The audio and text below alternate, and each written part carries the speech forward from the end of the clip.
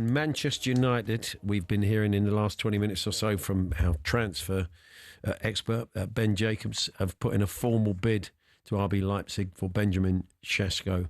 It's an €85 million package with all the add-ons included. It seems slightly less than Newcastle's bid, but Ben Jacobs, there is a feeling that Sesko favours a move to Manchester United. As I'm saying, wages probably play a part in that, but he hasn't got Champions League football. Andy, before we talk about where that leaves you, Newcastle and Isak, you've seen a bit of Sesko play. So, and for those that haven't, what are his attributes, and how would you see him fitting in both teams, considering he'd probably be the main man at Newcastle? Yeah, so biggest thing about him to start with, 6'5", but he's not a 6'5" in the sense of just, a target man. Man, knocking things up to him and he's nodding them back to people running towards him. No, he's a very, very technical footballer. He looks very two-footed. His finishing ability is, he's got that lovely technique, that lovely ability to strike a ball very sweetly. Not all strikers, believe it or not, it sounds stupid, even some of the top players, not every striker out there is blessed with that ability to hit things crisp and sweet on the half volley, Paul. If they come to him, doesn't have to take a touch always, seems to be able to adjust his feet in order to get his strikes away on goal. I don't think he's going to be the most prolific that we've seen on these shores, but I think if you look at his record in Germany over the last couple of years, all in with his European performances and the domestic cups, he's 20 and 20 plus each season. But there's room to develop as well. That's for him, and he's 22 years old. Yeah. So he's a very young man. He's got, as I said, he certainly looks quick enough. How aggressive he is, and how aggressive he actually even needs to be, I wouldn't absolutely know that. But certainly from the games I've commentated on when he's been playing, very gifted technically, which is nice to hear. I mean, the Bundesliga is a pretty physical league as well. Correct. So if he can cope, I mean, we always know, we talk about the pace of the Premier League especially, but so Manchester United, within that, they've got Brian Mbeumo there.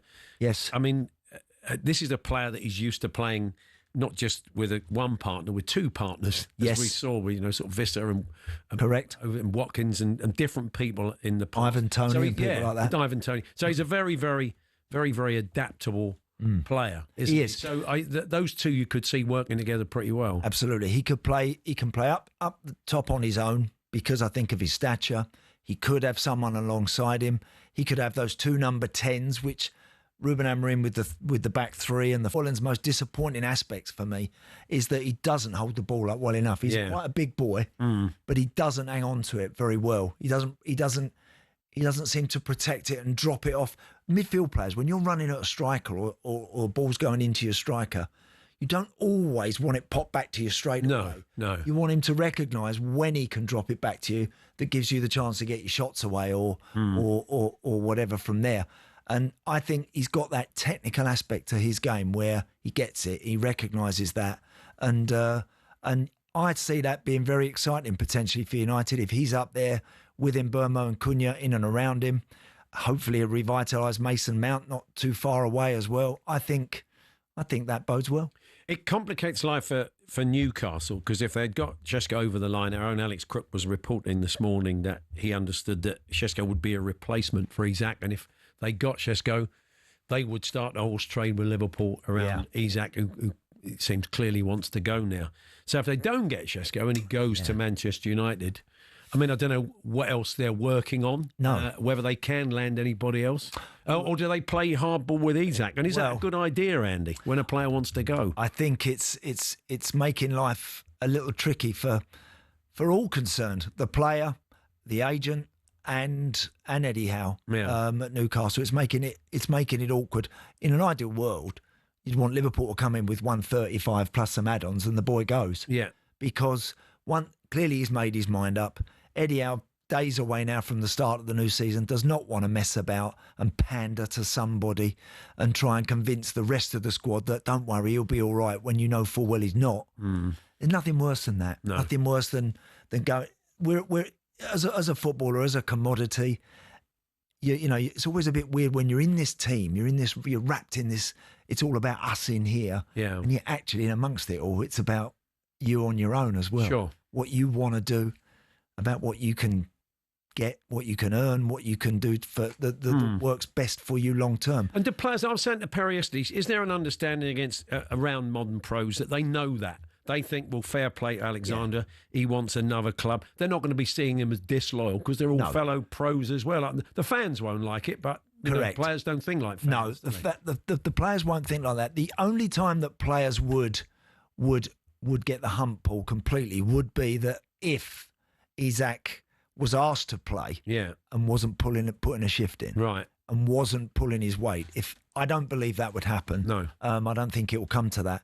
If that ever materialised, then you got a problem. Yeah. Because then you're going to fall out with people, and then people are going to start pointing a finger at the manager, saying, "Get him out." Yeah. Because we don't want someone hanging around here that doesn't want to know. So, they'll all be teammates, and listen, it's Isak at the moment. Who knows? Next year it could be another player. Yeah.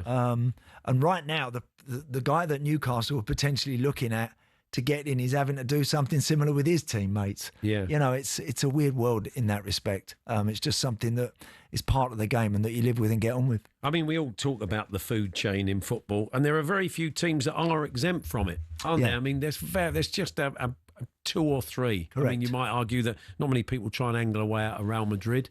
Yes.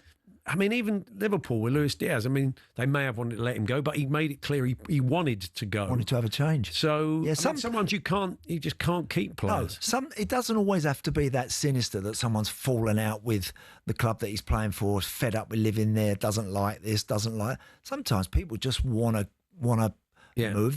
They genuinely want another challenge, genuinely want something else. And that's easy to sell to fans if it's. I mean, I remember when Christian Eriksen was like that at Tottenham. Right. He wanted a different lifestyle. He wanted to go and play, wanted to go and live in Italy, playing it, wanted a different. Yeah. So, you can kind of respect that. But when you're moving, down the motorway to Liverpool. That's a bit tougher to take. That is. That I understand can upset fans and gets and makes life difficult. Yeah. But it'd be interesting to see how this all pans out now. But again, if and when Sesko one does happen, Paul, then all of a sudden that's another one chalked off, and then it starts to everyone's focus starts to sharpen a bit more. Interested to hear from the Newcastle fans today in light of that news, and the Manchester United fans. You excited by this prospect? We'll talk again to Ben Jacobs later on, but it would seem the player would fancy a move to Manchester United, and they're a bit short on Newcastle. Maybe they'll match the offer. We'll see. Paul Hawksbee and Andy Jacobs, Monday to Friday afternoons 1 till 4 on AM, on DAB, via the talkSPORT app and on your smart speaker. talkSPORT.